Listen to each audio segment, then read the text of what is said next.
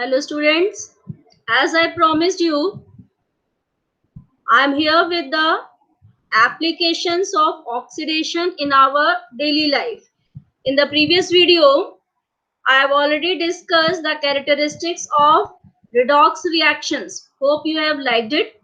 So now here again we are going to discuss with the applications of redox reactions or mainly the oxidation reactions in our daily life. You are very well aware of these phenomenon, and you know these two, corrosion and rancidity. First, let us take what is the corrosion. Corrosion is actually the eating away of the metal by the action of air and moisture. Corrosion generally affects the metals only. That's why we will discuss the eating away of different metals. And whenever these corrosion happens, it is always forming the undesired layer on the surface. And this undesired layer is generally of the metal oxides, metal hydroxides, or the metal carbonates. Now, the general one, a very common one, is the corrosion of iron, that is rusting. But first of all, let us consider what are the conditions necessary for corrosion. Here you can see these three test tubes with a different environment. In the first one, you can see the iron nails are placed in water and some air is present. So after some time, you will observe that the rust appears on these iron nails.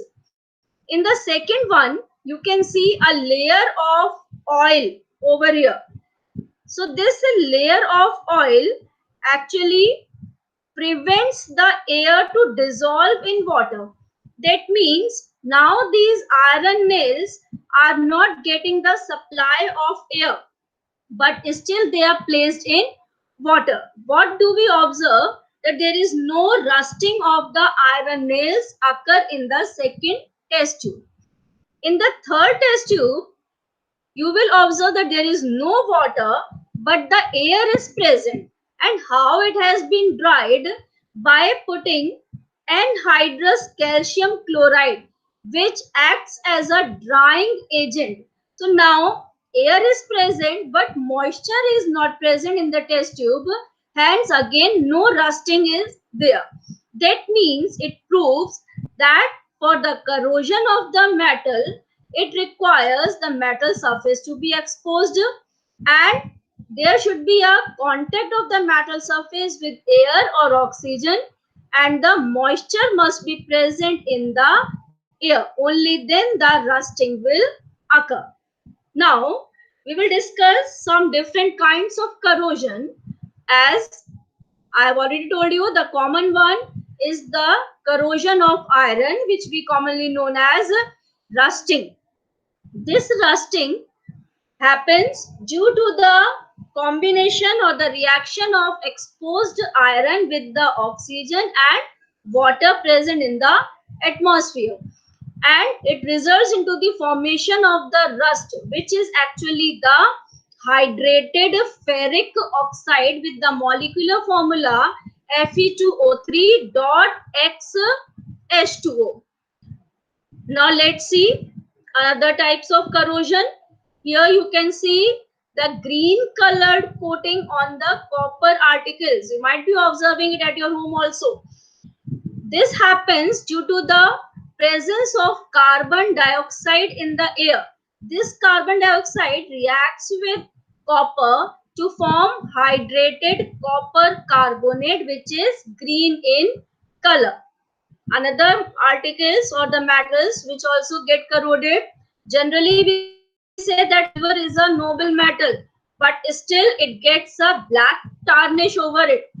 This happens because of the presence of hydrogen sulfide in the nature. It forms a black colored silver sulfide on the silver article. This is also the tarnishing or the corrosion of silver. Here it is, the corrosion of aluminium. Aluminium combines with oxygen as it is a reactive metal.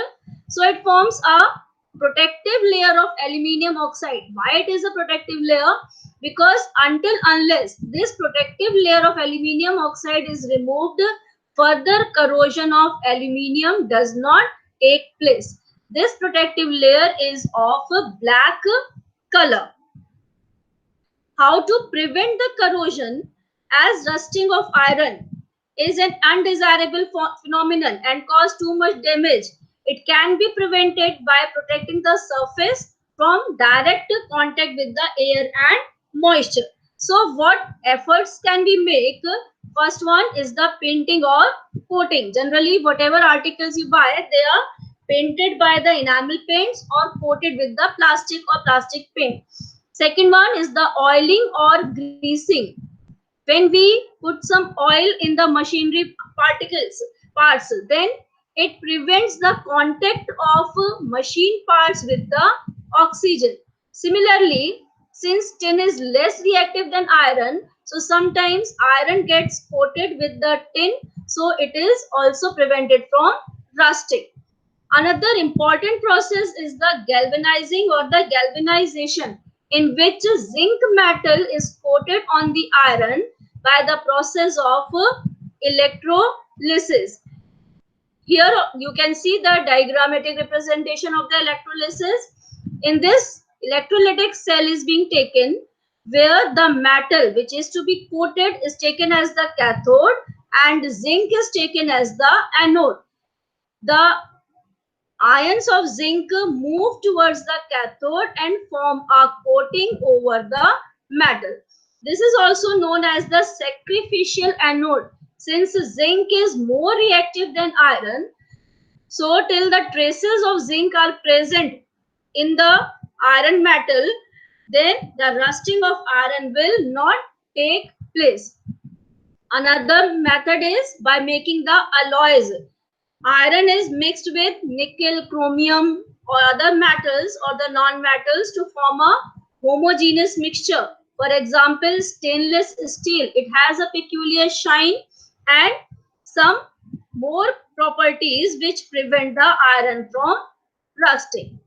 Now another application of oxidation in our day-to-day life. Here you can see the fresh oil is so much attractive in color, but after some time when it gets mixed with oxygen, it becomes rancid.